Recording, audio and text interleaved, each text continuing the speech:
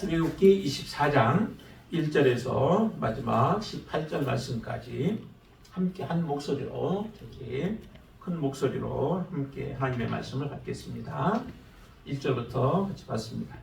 또 모세에게 이르시되 너는 아론과 나답과 아비후와 이스라엘 장로 70명과 함께 여호와께로 올라와 멀리서 경배하고 너 모세만 여호와께 가까이 나오고 그들은 가까이 나오지 말며 백성은 너와 함께 올라오지 말지니라. 모세가 와서 여호와의 말씀과 그의 모든 율례를 백성에게 전하매 그들이 한 소리로 응답하여 이르되 여호와께서 말씀하신 모든 것을 우리가 준행하리이다. 모세가 여호와의 모든 말씀을 기록하고 이른 아침에 일어나 산 아래에 제단을 쌓고 이스라엘 12지파대로 12기둥을 세우고 이스라엘 자손의 청년들을 보내어 여호와께 소로 번제와 화목제를 드리게 하고 모세가 피를 가지고 반은 여러 양푼에 담고 반은 제단에 뿌리고 언약서를 가져다가 백성에게 낭독하여 듣게 하니 그들이 이르되 여호와의 모든 말씀을 우리가 준행하리이다. 모세가 그 피를 가지고 백성에게 뿌리며 이르되 이는 여호와께서 이 모든 말씀에 대하여 너희와 세우신 언약의 피니라. 모세와 아론과 나답과 아비후와 이스라엘 장로 70인이 올라가서 이스라엘의 하나님을 보니 그의 발 아래는 천국을 편듯하고 하늘같이 청명하더라. 하나님이 이스라엘 자손들의 존귀한 자들에게 손을 내지 아니하셨고 그들은 하나님을 뵙고 먹고 마셨더라. 여호와께서 모세에게 이르시되 너는 산에 올라 내게로 와서 거기에 있으라. 내가 그들을 가르치도록 내가 율법과 계명을 친히 기록한 돌판을 내게 주리라. 모세가 그의 부하 여호수아와 함께 일어나 모세가 하나님의 산으로 올라가며 장로들에게 이르되 너희는 여기서 우리가 너희에게로 돌아오기까지 기다리라. 아론과 훌이 너희와 함께 하리니 무릇 일이 있는 자는 그들에게로 나아갈지라 하고 모세가 산에 오르매 구름이 산을 가리며 여호와의 영광이 신의 산 위에 머무르고 구름이 엿새 동안 산을 가리더니 일곱째 날에 여호와께서 구름 가운데서 모세를 부르시니라. 산 위에 여호와의 영광이 이스라엘 자손의 눈에 맹렬한 불같이 보였고 모세는 구름 속으로 들어가서 산 위에 올랐으며 모세가 40일 40야를 산에 있으니라. 아멘. 아멘. 이스라엘 백성들이 시내산에 머무르는 상태이죠. 그리고 나서 하나님께서는 이스라엘 백성들에게 하나님의 말씀을 이미 주셨는데 그 말씀들을 뿐만 아니라 이제 또 모세에게 다른 사명이 주어집니다. 다른 사명을 위하여서 모세를 특별히 하나님께서 부르시게 되어지죠. 하나님의 영광 가운데 들어간다라고 하는 것은 참 두렵고 떨리기도 합니다. 그렇지만 또한 그것은 놀라운 영광이죠.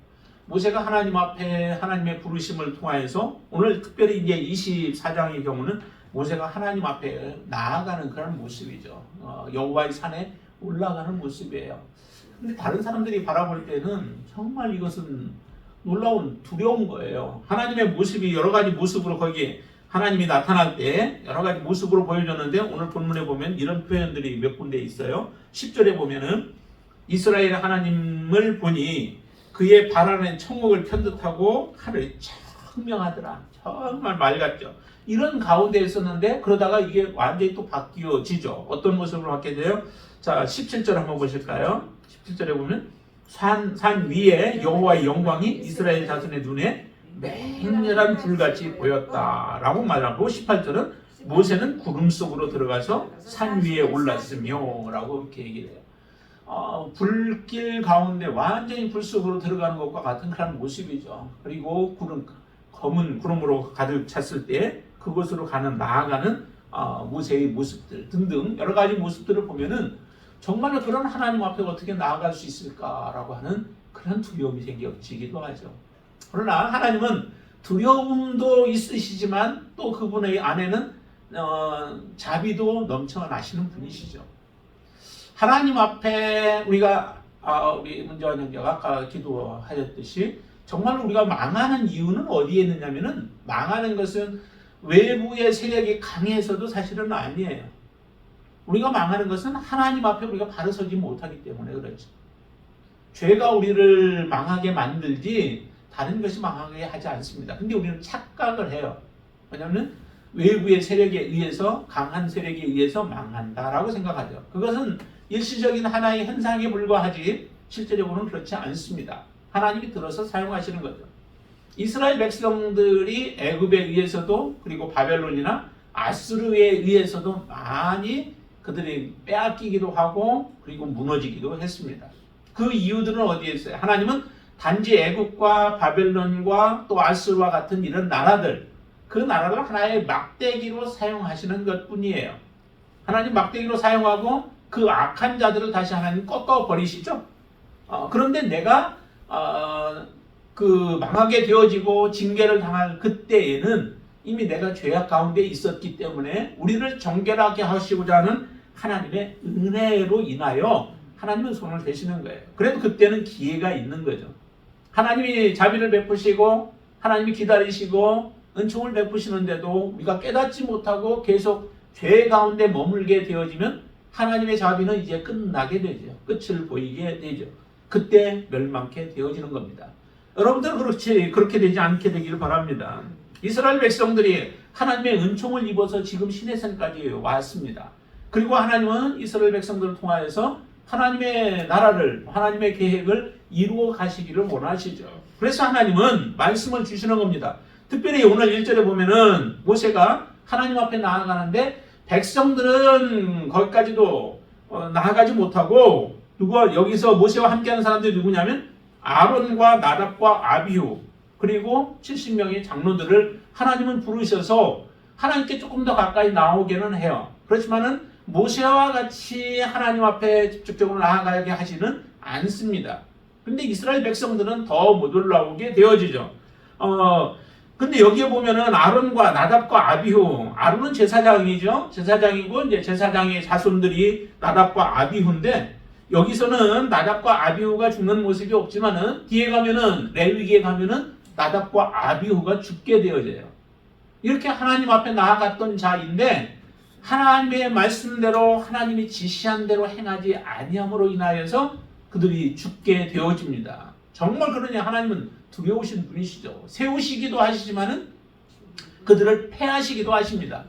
왕을 하나님께서 하나님의 뜻대로 세우기도 하지만 그가 하나님을 거역할 때는 그 왕이도 하나님은 패하여 버리신다는 거예요. 하나님은 우리를 부르시기도 하셨지만은 하나님의 뜻에 우리가 합당하게 서지 못하면 우리를 하나님은 버리시기도 하시는 분이 하나님이시다라고 하는 거예요. 한 번 불렀으니까 영원히 하나님은 우리를 우리한테 뭐 책을 잡힌 것처럼 하나님은 우리를 그냥 붙들고 갈 것이다. 마지막까지 우리를 붙들고 갈 것이다. 아닙니다. 하나님의 뜻대로 서지 못하면 하나님의 은혜를 베푸시는데도 그 은혜에 합당하게 우리가 살아가지 못하면 또 하나님을 우리가 그렇게 믿음으로 살아가지 못하면 하나님은 우리도 버릴 수 있다라고 하는 것을 여러분들이 항상 기억하셔야만 합니다. 여기에 이렇게 하나님께서는 그들을 통하여서 부르시고 그리고 나서 특별히 모세를 하나님은 하나님께 나오게 하십니다. 자, 2절에 보시면은 너 모세만 여호와께 가까이 나오라 라고 하나님은 그렇게 말씀하시죠. 그들 같이 올라왔던 아론과 나답과 아비후 제사장이기도 하지만 그들조차도 하나님 앞에 더 가까이 올라오지 못하도록 하나님은 지금 막고 계세요. 자, 이렇게 해서 이스라엘 백성들과 하나님은 언약을 맺기를 원하시는 거죠. 하나님과 언약을 맺도록 하기 위한 그런 과정이 이제 그 다음부터 3절부터 보면은 이제 나오게 되어져요. 3절에 보면은 어떻게 하시는지를 보세요. 3절 첫 번째 이제 하는 것이 모세가 하나님의 말씀을 들려줘요. 하나님의 말씀. 자, 3절을 같이 한번 읽어보겠습니다. 모세가 와서 여호와의 모든 말씀과 그의 모든 율례를 백성에게 전하네. 하나님께로부터 들은 말씀, 하나님께 들은 말씀들을 그대로 백성들에게 다 전해줘요. 왜 들어야 우리가 결정을 할 수 있는 거죠. 하나님의 말씀이 무엇인지를 알아야 우리가 그대로 순종할 수 있습니다. 여러분들이 하나님의 말씀 모르고 하나님 뜻을 준행할 수 있을까요? 하나님 듣지 않고는 몰라요. 부모의 마음을 우리가 알아야 부모의 뜻대로 우리가 순종할 수 있는 거죠. 부모의 마음을 모르고서는 우리가 뜻대로 순종할 수 없죠. 섬긴다고 섬기는데 오히려 더 부모의 마음을 더 아프게 하는 그런 경우들도 참 많아요. 자기 나름대로는 자기 딴에는 그래도 부모를 기쁘게 한다고 행하는 것인데 오히려 영장을 지르는 일들이 생겨질 수도 있다라고 하는 거죠. 그러니까 부모의 마음을 잘 헤아려 아는 것이 부모를 잘 공경하는 비결이기도 하죠. 그런 것처럼 여기도 보니까 하나님의 마음을 제대로 알려면 하나님이 무슨 말씀을 주셨는가라고 하는 것을 알아야 돼요. 이 말씀들은 특별히 앞에서 20장부터 23장까지 주셨던 그 말씀들이 있겠죠. 그 말씀들을 그대로 다 지금 모세가 전한 거예요. 다 전하여서 하나님의 마음은 이렇고 하나님이 너희들이 이 세상에 살아가는 동안에는 어떻게 살아가야 하는가라고 하는 것을 잘 가르쳐 주셨어요. 그래서 그 말씀대로 너희들이 살아가야 하나님께서 원하시는 백성으로 살아갈 것이다 라고 하는 것들을 주셔서 이제 그 말씀 듣고 그럼 너희들이 어떻게 해야 되느냐. 자, 그 말씀을 들은 백성들이 두 번째 하는 행동이 뭐예요? 그들이 같이 읽습니다. 그들이 한 소리로 3절이에요. 3절 중반절. 한 소리로 응답하여 이르되 여호와께서 말씀하신 모든 것을 우리가 준행하리이다 라고 한 소리래요. 그 가운데 들었던 사람들 가운데는 어느 누구 하나 거기에서 반기를 드는 사람이 없습니다. 모두 하나님의 말씀이 정말로 그게 복된 말씀이고 또 우리에게 생명과 같은 말씀임을 그들은 알았던 것이죠. 그러니까 그 말씀에 한 목소리로 응답했다라고 말씀합니다. 그것은 우리가 하나님의 말씀에는 두 가지로 반응할 수 있는 거죠. 항상 그것을 순종하든지 아니면 불순종하든지 두 가지밖에 없어요. 중간은 없습니다.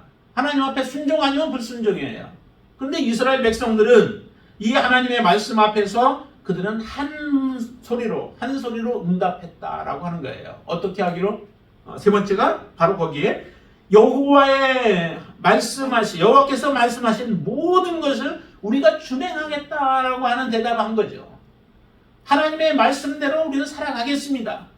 그 말씀 앞에는 사실은 때로는 하나님의 말씀을 범하게 되면 죽음에 대한 명령들도 있었잖아요. 죽여야 하는 그런 죄목들이 여러 가지가 있었어요. 그런 죄목들도 있지만은 그 말씀대로 우리가 살아감으로 하나님 말씀 안에 거하는 삶을 살아가겠다라고 하는 거예요. 하나님이 약속하신 그 약속을 우리가 누리면서 살겠다라고 하는 것이 백성들의 대답이에요. 이것은 억지로가 되어지지 않습니다. 억지로 한 게 아니잖아요. 지금 모든 사람들이 한 목소리로 응답했다라고 하는데 거기는 누가 이렇게 대답해. 너희들이 대답 안 하면 안 돼. 너 만장일치로 다 대답해야 돼. 이것도 아니에요. 하나님은 말씀하셨고 그 말씀의 자동적인 반응이 바로 한 목소리로 이스라엘 백성들이 하신 말씀하신 모든 것을 우리가 준행하겠다라고 그렇게 고백한 겁니다. 여러분들이 예수님을 믿을 때 때로는 어떤 사람들이 와서 막 힘들게 하고 권유하고 싫다고 하는데도 그렇게 권유한 경우들도 있을 거예요. 그렇죠? 그렇지만 그것이 계속적으로 여러분들이 믿음 생활하는 동안에 계속적인 그런 억지로 대답하는 것은 하나님이 그거는 계약으로 언약으로 보지 않아요. 하나님 앞에 우리가 진정한 언약은 여러분들 스스로 마음에 원해서 내가 자원하는 마음으로 하나님의 은혜가 우리의 마음에 와 닿고 그 말씀대로 내가 살아가겠다라고 고백한 것이 진정한 하나님과의 언약이 되어지는 거죠. 여러분들이 예수 그리스도를 믿겠다라고 하는 고백은 바로 이것과 동일한 모습이에요. 예수 그리스도가 여러분들의 진정한 주인 맞으신가요? 주인이에요. 네, 주인 맞으시죠. 그러면 주인을 모실 때에 여러분들 스스로 고백한 것이죠. 여러분들이 스스로 고백 안 했으면 그 계약은 아직도 유효하지 않은 거예요. 하나님 안에 들어오지 못한 겁니다. 하나님의 자녀가 아니에요. 자녀처럼 보일지 몰라도 여러분들의 마음속에 정말 예수 그리스도가 나의 생명이시고 나는 그분만이 나의 삶의 유일한 소망이고 예수 그리스도만이 나를 구원하신 분이고 예수 그리스도가 나를 하나님 앞으로 온전히 인도하시는 그런 분이라고 하는 진정한 고백이 없이 우리가 하나님의 자녀가 되어질 수 없다는 거죠. 근데 여기는 그렇게 고백한 겁니다. 여호와께서 말씀하신 모든 것을 우리가 준행하겠다. 빼고 넣고가 없습니다. 하나님이 주신 그 말씀 그대로 내가 받을 것이냐? 아니면 그 말씀 가운데 내게 맞지 않는 것이 있으면 나는 그것을 거부해야 하는데 그러면 나는 지키지 않겠다라고 고백하는 것 같은 거죠. 하나님이 주신 모든 것은 10가지 주셨으면 10가지 다 우리는 동의를 해야 하는 것이 하나님이 우리에게 요구하시는 바예요. 그래서 백성들이 말하기를 모든 것을 준행하겠다 고백하는데 여러분들의 고백도 동일한 고백이시죠. 10계명의 고백뿐만 아니라 우리 더 많은 하나님의 말씀을 주셨어요. 이 말씀대로 살아가겠다라고 고백하는 것이 여러분들의 진정한 하나님 앞에서의 믿음의 고백인 줄로 믿습니다. 이 고백이 이루어져야 그래야 진정한 하나님을 섬기는 삶이 시작이 되어지는 거예요. 신앙이라고 하는 것은 이 고백 위에 세워져야 우리의 믿음이 바르게 하나님 앞에 자라갈 수 있게 되어집니다. 우리의 주인조차도 제대로 서 있지 못하면 우리가 무엇을 따라갈 수 있겠어요? 여러분들의 주인이 예수 그리스도가 아니라 만약에 재물이 우리의 주인이다. 그러면 주님 못 따라가는 거예요. 예수님도 말씀하셨죠. 재물과 하나님은 겸하여 둘 다 섬길 수 있는 방법은 없다는 거예요.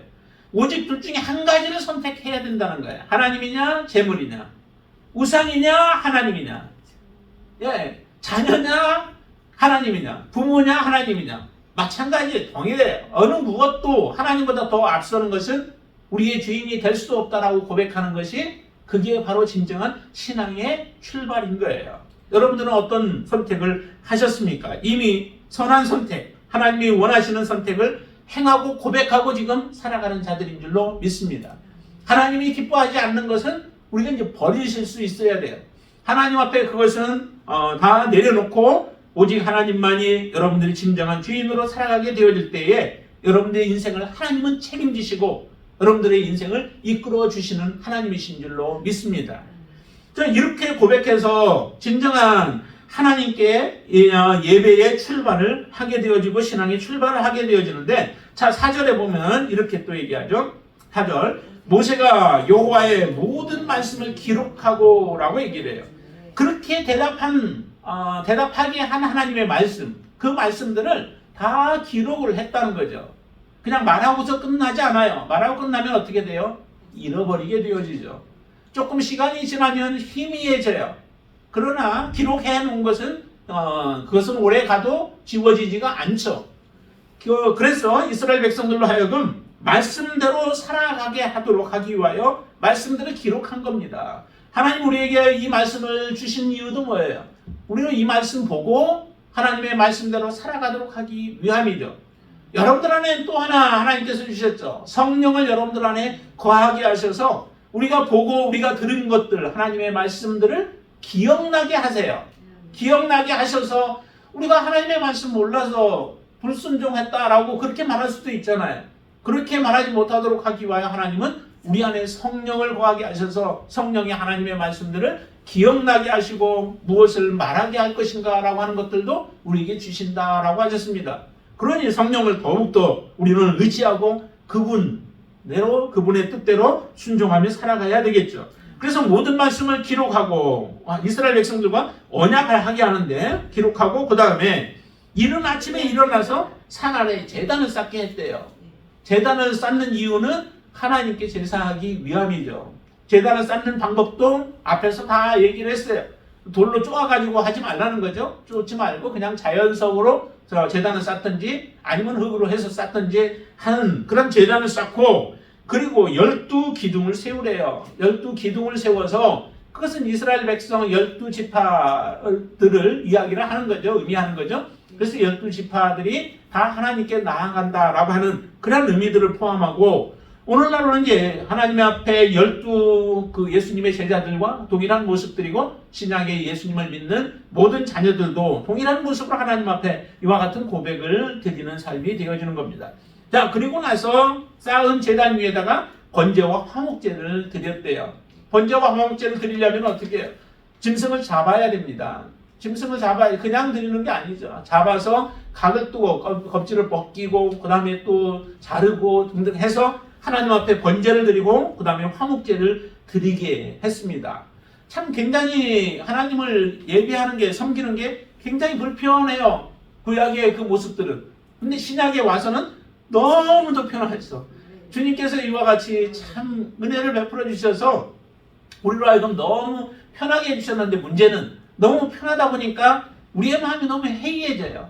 그래서 하나님 앞에 제사를 바르게 예배를 드려야 하는데 너무 쉬워져가지고 어떻게까지 해요? 그냥 텔레비 앞에서 텔레비를 예배하는 이런 모습으로까지 그렇게 많이 발전해 갔어요.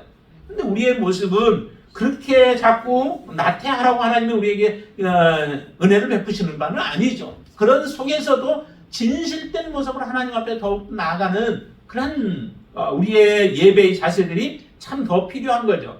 여기는 번제 그리고 화목제들을 청년들로 하여금 드리게 했다라고 말씀합니다. 그리고 또 한 가지 하는데 그것은 뭐냐면 그 짐승을 잡게 되면 그 피를 다 쏟게 하죠. 그래서 그 피를 다 받아요. 받은 그 피들을 반은 나누어서 반은 다른 그릇들에 반 놓고 그 다음에 나머지 반은 제단에다 뿌리게 되어져요. 제단의 피를 그 피들을 다 뿌려서 원하게 뿌리게 되어지고 그리고 나서 자 7절 언약서를 가져다가 백성에게 낭독하여 듣게 합니다. 언약서를 낭독하게 하는 거죠. 언약을 너희들이 이런 언약을 맺었다라고 하는 것을 그 낭독하게 합니다. 다시 마음에 새기게 하는 거죠. 우발적으로 한 것, 또 즉흥적으로 한 그런 고백들이 아니라 하나님 앞에 진실을 담아서 한 고백임을 알게 하기 위해서 특별히 더 낭독하게 해서 그것을 듣고 그리고 그 다음에 그들이 이르되 여호와의 모든 말씀을 우리가 준행하리이다. 다시 한번 고백하게 하죠. 확실해요. 제가 여러분들한테 묻는 이유도 마찬가지예요.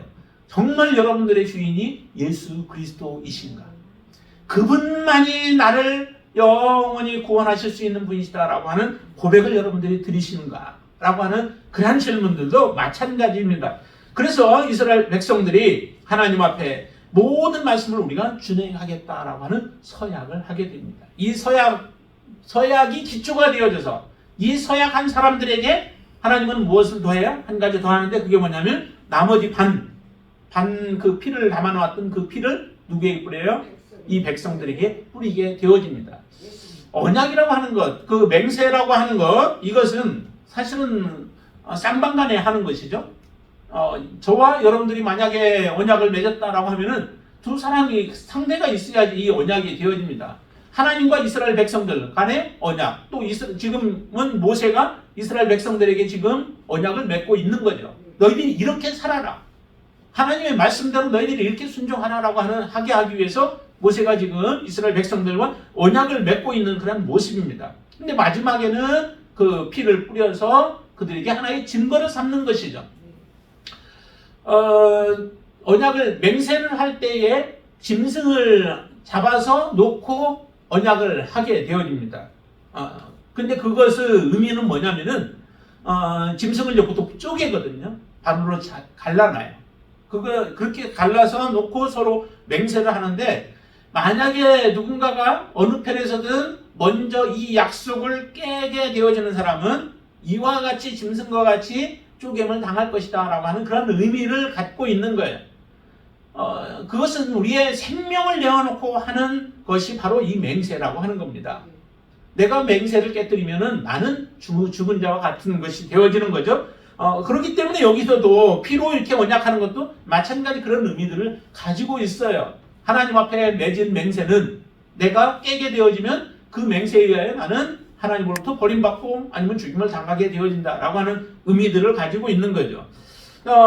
그래서 이 백성들에게 이 언약의 피를 뿌리면서 이렇게 표현합니다. 자, 8절을 같이 읽습니다.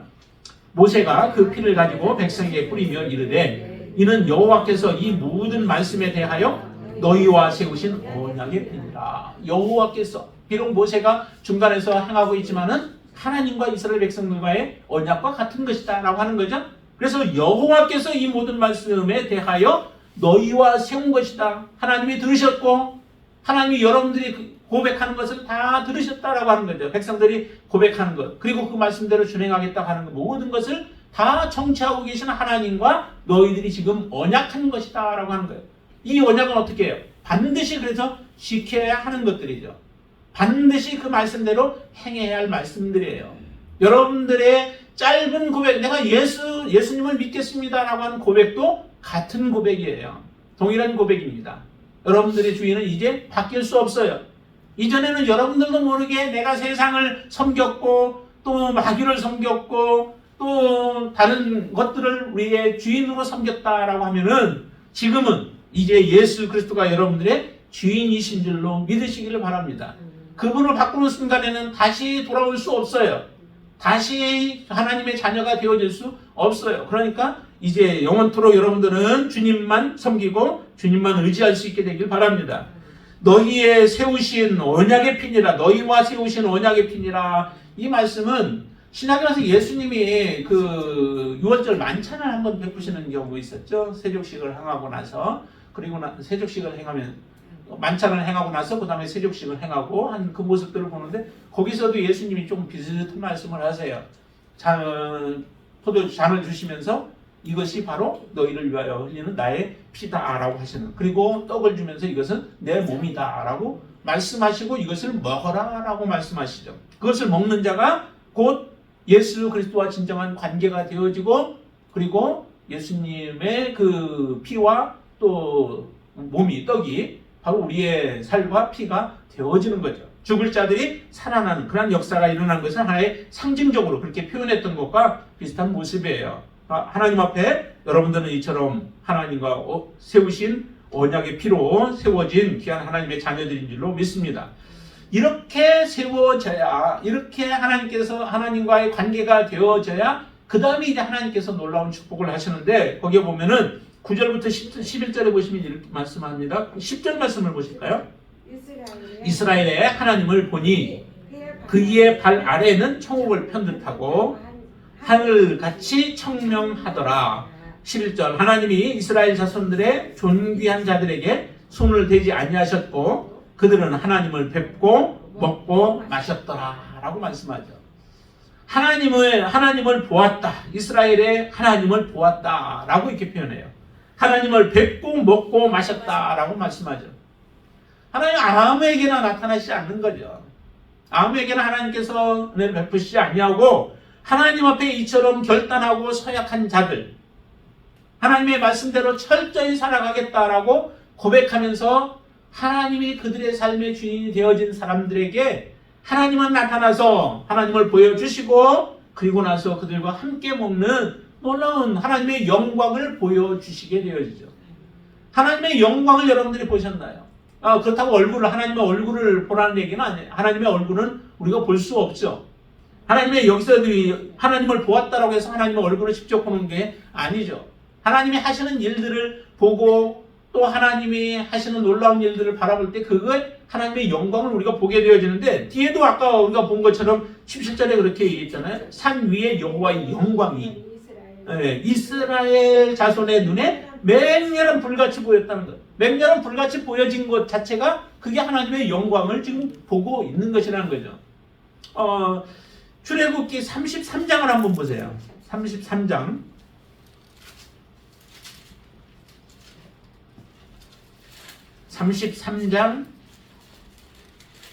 먼저 11절 한번 보세요. 11절에 보면 모세가 얼마나 하나님과 친밀한 관계가 있었는가를 한번 보여주시죠. 사람이 자기의 친구와 이야기한 같이 여호와께서는 모세와 대면하여 말씀하시며 라고 말씀하시죠. 모세와 대면하여 말씀했대요. 그러니까 모세와 직접적으로 나타나서, 그렇다고 얼굴과 얼굴 이렇게 보면서 지금 하는 그런 대화는 아니에요. 자, 그 다음에 22절 내내 똑같이 33장 22절 말씀 보세요. 22절 같이 읽습니다. 내 영광이 지나갈 때에 내가 너를 반석 틈에 두고 내가 지나도록 내 손으로 너를 덮었다가 23절 손을 거두리니 내가 내 등을 볼 것이요 얼굴은 보지 못하리라 그러죠. 그렇게 친밀했던 모세인데도 하나님의 얼굴을 볼 수 없는 거예요. 그러니까 모세가 하나님 앞에 말씀하잖아요. 그 기도하잖아요. 18절 보시면 모세가 이르되 원하건대 주의 영광을 내게 보이소서라고 하나님 앞에 그렇게 부탁을 해요. 영광을 좀 보여주세요. 모세는 참 힘들었죠. 이스라엘 백성들 이끌어 가니라고. 하나님이 하라고 하셨으니까 하기는 하지만은 그 말 안 듣는, 계속 말하는데 이스라엘 백성들을 표현을 어떻게 표현하냐면 목이 굳은 백성이다라고 얘기해요. 그것은 말을 그렇게 안 듣는다는 거예요. 이렇게 하라라고 하면은 대답을 해놓고 엉뚱한 짓 하고 있죠. 그런 이스라엘 백성들을 이끌어 가려니 얼마나 힘들겠어요. 우리 같았으면 벌써 포기했을지 모르죠. 그런데 그런 그 이스라엘 백성들을 보면서 모세도 정말 답답했던지 하나님 앞에 주의 영광을 내게 보이소서라고 하는 그런 부탁을 하니까 하나님 안 들어줄 수도 없고 어떻게 해요. 그래서 들어주는데 방법을 달리하죠. 모세가 죽으면 안 되잖아요. 그러니까 영광 지나갈 때에 반석 틈에다 두고 내가 지나도록 내 손으로 모세를 덮었다가 그 다음에 지나고 난 이후에 뒤에 모습이죠. 예. 내가 내 등을 볼 것이요 얼굴을 보지 못하리라 라고 이렇게 얘기를 해요. 그쵸? 그렇게 모세에게도 하셨는데 이스라엘 백성들에게 직접 보여줄 수 없는 거죠. 사실은 그것은 하나님의 은혜이기도 해요. 등을 보이심이 은혜인 거죠. 왜 얼굴을 보이는 게 은혜이지 무슨 등을 보이는 게 은혜냐? 얼굴 보면 죽기 때문에 그렇죠. 그러니까 등을 보이면서 하나님의 영광은 보여주되 그리고 하나님이 얼마나 사랑하는지는 보여주시지만 그들을 죽이지 아니하시는 하나님의 특별한 은혜인 거죠. 여러분들이 하나님을 볼 수 없는 것도 마찬가지입니다. 하나님의 여러분들이 그만큼 사랑하고 은혜를 베풀어 주시기 때문인 줄로 믿으시기를 바랍니다. 자, 그래서 이스라엘 백성들을 가운데에서 하나님은 보여주시고 하나님의 영광을 이렇게 보여주신 것이죠. 하나님을 뵙고 하나님과 함께 하는 것을 이스라엘 백성들은 느끼지만은 그 형체나 뭐 이런 것을 보는 것은 아니지만 그러나 먹고 함께 할 수 있는 축복을 누구에게 주시냐면은 하나님의 말씀 앞에 그들이 두려워하며 하나님의 말씀을 사랑하며 말씀대로 순종하며 살아가겠다고 고백하는 이스라엘 백성들에게 주시는 겁니다. 여러분들이 이와 같은 고백을 드릴 수 있게 되길 바랍니다. 오직 하나님의 말씀이 나에게서는 길과 진리가 되어지고 그 말씀을 떠나서는 나는 살아갈 수 없습니다. 주님의 은혜가 나는 절대로 필요합니다. 한순간도 하나님의 은혜에서 나는 떠나서 살아갈 수 없는 존재입니다 라고 하는 그런 마음의 고백들을 항상 하나님 앞에 드리고 그 사모함으로 하나님을 사랑하시게 되길 바랍니다. 그런 사람들에게 하나님을 보이고 하나님의 영광을 보여주시는 놀라운 은총을 베풀어 주실 줄로 믿습니다. 모세가 여호와의 산에 올라가신 이유가 무엇일까요? 여호와의 산에 모세가 올라간 이유가 어디에 있을까요? 그 이유는 일단은 하나님의 말씀을 듣기 위함이죠. 하나님께서 부르셔서 가지만은 부르셔서 하나님이 주시는 게 뭐예요? 하나님의 말씀을 주시는 거죠. 말씀을 듣기 위함이죠. 여러분들이 하나님 앞에 나오는 이유가 어디에 있습니까? 하나님을 예배하기 위함이고 하나님의 말씀을 듣기 위함이죠. 예배나 듣는 것이나 동일한 모습들이에요. 예배와 듣는 게 동일하다? 여러분들 동의하지 않을지 모르지만은 예배는 뭐예요? 곧 하나님의 말씀이 들려오는 그 자리가 바로 예배의 자리이죠. 또 그 말씀을 듣는다는 것은 곧 그 말씀대로 우리가 살아가겠다라고 하는 그 마음이 같이 포함되어져 있는 거죠. 그러니까 말씀을 듣기는 하는데 살지 않아. 그러면 들은 게 아니에요. 말씀을 들었는데 그대로 순종하지 않아. 그러면은 그것은 우리가 듣는 게 아니죠. 듣는다라고 하는 진정한 의미는 뭐예요? 들었으면은 그대로 행하는, 순종까지 나아가는 게 그게 진정으로 듣는 거죠. 그러기에 하나님의 말씀을 듣기 위해서 모세가 여호와의 산에 올라가는 거예요. 그랬더니 하나님이 주신 게 있죠. 12절 말씀 보세요. 무엇을 주셨는지 보세요. 같이 한번 읽습니다. 여호와께서 모세에게 이르시되 너는 산에 올라 내게로 와서 거기 있으라. 내가 그들을 가르치도록 내가 율법과 계명을 친히 기록한 돌판을 내게 주리라. 해서 모세가 받는 것이 돌판을 받게 되어지죠. 하나님의 말씀을 친히 새긴 돌판이에요. 하나님이 새기신 그 돌판을 받아서 나중에 이제 내려오게 되어지죠. 그러기 전에 또 하나 모세가 받은 게 또 하나가 있어요. 이 돌판 말고 그게 뭐냐면 그거는 이제 25장 9절인데 다음 주 우리가 볼 말씀인데 한번 더 보시죠. 9절 말씀. 무릇 내가 내게 보이는 모양대로 장막을 짓고 기구들도 그 모양을 따라 지을지니라 해서 모세가 보여주는 게 뭐예요? 장막의 식양이에요. 장막 앞으로 이제 짓게 될 25장부터 시작해서 쭉 뒤로 이제 가면은 이제 그 조금 따분해 보이기도 하지만은 장막을 하나님이 보여주세요. 그 보여준 대로 재능 가진 사람들이 이제 만들기 시작하는 내용들이 다음부터 이제 나오게 되어지는데 두 돌판과 그 다음에 하나님께서 보여주신 이 장막의 식양들을 하나님이 보여주시게 되어지죠. 그래서 그것을 가지고 내려와서 하나님 말씀을 이제 전하기도 하고 하는데, 자 그런 가운데서 모세는 특별히 하나님께서 이제 더 함께 있기를 원하시는 거죠. 그래서 어떤 일을 하냐면은, 자 보실까요? 아까 우리가 읽었던 말씀들 가운데에서 특별히 18절 한번 보시죠. 18절 같이 읽습니다. 모세는 구름 속으로 들어가서 산 위에 올랐으며 모세가 40일 40야를 산에 있습니다. 40일 40야 40밤낮을 그곳에 있는 거죠. 내려오지 않고 그곳에 있어요. 그런데 모세가 그 올라가기 전에 방법을, 이제 모세가 없는 동안에 어떻게 해야 하는가라고 하는 것을 하나의 방법을 가르쳐 주었죠. 그것은 누구에게? 아론에게 당부를 한 거예요. 자 14절 말씀 한번 보세요. 14절 장로들에게 이르되 너희는 여기서 우리가 너희에게로 돌아오기까지 기다리라. 아론과 훌이 너희와 함께 하리니 무릇 일이 있는 자는 그들에게로 나아갈지니라 하고, 모세 대신에 세우는 사람이 아론과 그의 자손들이라는 거죠. 그러니까 모세가 지금까지 했던 일들이 뭐예요? 장로 19장 또 50부장 100부장 또 1000부장 등 세워가지고 그 사람들을 통하여서 재판 같은 거나 뭐 일이 있을 때 작은 일들은 작은 일을 맡은 사람들이 행하고 큰 일은 뭐 천부장이 하고, 그것조차도 안 되면 그 사람이 할 수 있는 일이 아니면 나머지는 이제 모세에게 가져와서 모세가 판결하라라고 하는 그러한 제도를 세워놨었잖아요. 그런 제도와 비슷한 모습이에요. 너희들에게 문제가 있을 때 누구에게 찾냐면 이 내가 세우는 아론에게 찾아가서 그의 자손들에게 찾아가서 너희들이 그 문제들을 해결하라라고 그렇게 방법을 해놓고 이제 올라간 거예요. 방법으로 해놓고 올라갔는데 문제는 이제 모세가 급히 내려오지 않았다라고 하는 거예요. 자기도 얼마 동안 40 주야를 있으리라고 그렇게 몰랐죠. 모세는 며칠 가서 있을지 몰라요. 하나님 올라오라고 하니까 그냥 올라갔던 거예요. 그런데 그 올라가는 장소가 구름 속으로 들어갔고, 아까 그 영광을 보는데 맹렬히 불타는 그런 불과 같은 모습으로 있는 하나님이 있는 곳에 모세가 올라간 거예요. 그러니 하루 이틀 있다가 아니면 금방 내려올라나 했더니 내려오지도 않고 며칠이 지나도 몇 주가 지나도 내려오지 않아요. 그러니까 이제 문제가 그 다음에 이제 뒤에 가면 또 이제 생겨지는 그런 모습들이 생겨지는데, 그렇다 하더라도 우리는 어떻게 해야 돼요? 기다려야 하겠죠. 하나님이 살아계신 분이시라는 것을 여러분들이 믿으신다면, 그렇죠? 하나님은 살아계시는 분이시죠? 지금도 역사하고 계시죠?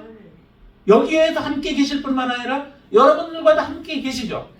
여러분들이 어디에 있든지 간에 그곳에 하나님은 함께 계시는 것을 여러분 믿으시죠? 그 하나님을 믿는다면은 항상 하나님은 하나님의 자녀들에게 어떻게 해야 할 것에 대한 것을 반드시 방법들을 가지고 계신 분이십니다. 내가 하나님을 믿고 기다리면은 그 하나님은 나에게 어떻게 해야 하는가라고 하는 것들을 지도하시고 인도하시고 또 우리 가운데 섭리하시면서 이끌어주시는 분이 하나님이시라고 하는 분명한 믿음을 여러분 가지고 계시잖아요. 그렇죠? 그러면은 내가 답답하더라도, 내가 궁금하더라도, 어떻게 됐는지 불안하더라도 하나님에 대한 믿음으로 다시 돌아와서 기다려야 하죠. 그게 바로 믿음 있는 사람들이 하는 모습이에요. 하나님이 죽은 하나님이 아니시라면 반드시 그 하나님은 역사하신다. 반드시 나에게 그냥 앉아서 무의미하게 죽도록 내버려 두시는 분이 아니시다라고 하는 믿음이 여러분들 안에 있으신 줄로 믿습니다.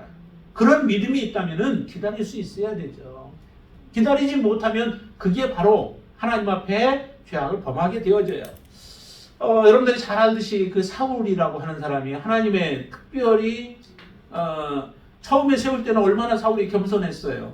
그랬죠? 겸손했고 다른 사람들보다 뭐 키는 머리 하나 정도나 더 클 정도로 그렇게 크고 아주 뭐 힘 있고 능력 있는 사람이었는데, 신실한 사람이었는데, 근데 조금 가다가 어떻게 해요? 사무엘이 내가 올 때까지 기다려라 라고 하는 그런 말씀을 해놨어요. 그런데 기다리다가 보니까 누가 와요? 적들이 막 쳐들어와요. 굉장히 불안해요. 사람들, 내게 같이 있었던, 나를 신뢰하고 따라왔던 사람들이 하나둘씩 다 흩어져가지고 지금 내 곁에는 몇 명 있지도 않아요. 조금 더 있으면 이 사람들마저 다 도망갈 것 같아요. 그러니 어떻게 해요? 이제 사무엘이 그렇게 말했던 기다리라고 하는 말은 다 잊어버리고, 그것은 버리고 자기가 하나님 앞에 제사를 그냥 드려버리는 거죠. 하나님 앞에 제사인데 괜찮겠지라고 생각했겠죠. 내가 드리든 사무엘이 드리든 무슨 상관이냐고 합리화를 시켰겠죠. 그러나 사무엘은 기다리라고 했어요. 상황이 어떤 상황인지 얘기해 주지도 않았어요. 어떤 상황이 올지도 몰라요. 그러나 사무엘은 그냥 내가 올 때까지 기다리라는 거예요. 사무엘이 온다는 거죠. 그러면은 하나님의 사람이 그렇게 얘기했으면 그 말씀을 듣고 정말 적이 쳐들어와서 자기를 죽인다 할지라도 그 말을 믿고 신뢰하고 따랐어야 하는데, 그러지 못하여 자기가 제사를 드려버린 거죠. 드리자마자 또 바로 사무엘이 오게 되어지죠. 그것으로 인하여 하나님이 사울을 버리게 되어지는 결과가 빚어지게 되어져요. 기다리지 못함이죠. 다시 말하면 기다리지 못한다는 얘기는 어떤 의미를 포함하고 있냐면은 단지 기다리지 못하는 것만이 아니라 그것은 하나님에 대한 신뢰가 없는 거예요. 믿음이 없는 거예요.